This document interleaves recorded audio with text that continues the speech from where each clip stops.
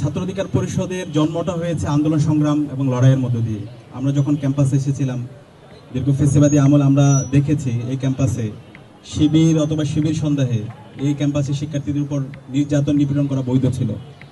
ওই সময়ে সকল শিক্ষার্থীদের পাশে দাঁড়িয়েছিল ছাত্র অধিকার পরিষদ, এবং ছাত্র অধিকার পরিষদ প্রতিষ্ঠার আগে যে সমস্ত অ্যাক্টিভিস্টরা ক্যাম্পাসে সবসময় সত্যের পক্ষে ছিল, ইনসাফের পক্ষে ছিল, এদের মাধ্যমে পরবর্তীতে ছাত্র অধিকার পরিষদ তৈরি হয়েছে। এবং 2018 সালে যে কোটা আন্দোলন হয়েছে, কোটা সংস্কার আন্দোলন, সেই কোটা সংস্কার আন্দোলনের নীতি নির্ধারণ করা, মাঠ পর্যায়ে সমন্বয় করা, সারা দেশে আন্দোলন ছড়িয়ে দেওয়া, এই সব কিছু যারা সমন্বয় করেছে তাদের মাধ্যমে পরবর্তীতে ছাত্র অধিকার পরিষদ তৈরি হয়েছে।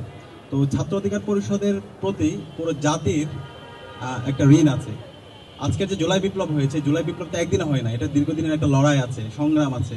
তো এই সংগ্রাম লড়াইগুলো নেতৃত্ব দেওয়া, নীতি নির্ধারণ করা, পলিসি মেক করা, এই সব কিছুর সাথে ছাত্র অধিকার পরিষদ জড়িত আছে।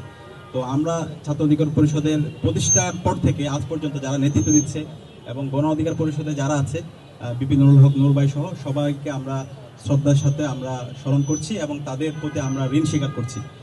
আমরা জুলাই বিপ্লবের পরে আমরা বলছি নতুন রাজনীতি বিনির্মাণ করতে চাই, যে রাজনীতি হবে শিক্ষার্থীদের জন্য, যে রাজনীতি হবে ইনসাফের, যে রাজনীতি হবে আইডিয়ার। ছাত্র রাজনীতি হবে মার্কেট প্লেস অফ আইডিয়া। আমরা আমাদের আইডিয়াগুলো নিয়ে শিক্ষার্থীদের কাছে যাব, আমরা আমাদের ক্রিয়েটিভিটি নিয়ে শিক্ষার্থীদের কাছে যাব।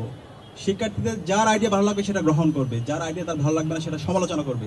কিন্তু এখানে কেউ হকি স্টিক অথবা স্ট্যাম্প নিয়ে যাবে না, কোনো ধরনের এখানে মাসল পাওয়ার পলিটিক্স চলবে না, চাঁদাবাজি, টেন্ডারবাজি, ফাউকা রাজনীতি চলবে না, যেটার বিরুদ্ধে আমাদের গত 16 বছর অথবা এর আগের লড়াই সংগ্রাম ছিল।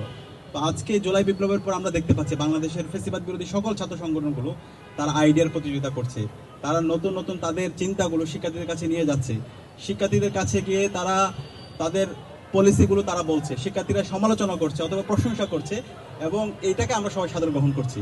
এবং তারই অংশ হিসাবে আমরা আজকে ছাত্র অধিকার পরিষদ ঢাকা বিশ্ববিদ্যালয় শাখা যে পিটা উৎসব আয়োজন করেছে, আমরা ঢাকা বিশ্ববিদ্যালয় কেন্দ্রীয় ছাত্র সংসদ এবং ঢাকা বিশ্ববিদ্যালয়ের শিক্ষার্থীদের পক্ষ থেকে সবাইকে ধন্যবাদ জানাচ্ছি। আমরা আশা রাখবো এই ধরনের ধারা অব্যাহত থাকবে, এবং হাসান মামুন ভাই যে প্রত্যাশা ব্যক্ত করেছেন, ইনশাআল্লাহ আমরা ঢাকা বিশ্ববিদ্যালয় কেন্দ্রীয় ছাত্র সংসদের পক্ষ থেকে বড় একটি পিটা উৎসব আয়োজন করব, এবং সকল ছাত্র সংগঠন, বিশ্ববিদ্যালয়ে যত স্টেক হোল্ডার আছে এবং বাংলাদেশের রাজনৈতিক দল সবাইকে আমরা এখানে আহ্বান করব, সিভিল সোসাইটি থেকে শুরু করে সবাইকে, এবং সেখানে আমরা একটা পুরো গ্রামীণ পরিবেশ আমরা নিয়ে যাওয়ার চেষ্টা করবো আশা করি ইনশাআল্লাহ। এবং একই সাথে আমরা কথা দিতে চাই শিক্ষার্থীদের কাছে আমরা যে কমিটমেন্টগুলো দিয়েছিলাম সেই কমিটমেন্টগুলো আমরা সবাইকে সাথে নিয়ে আমরা বাস্তবায়ন করব।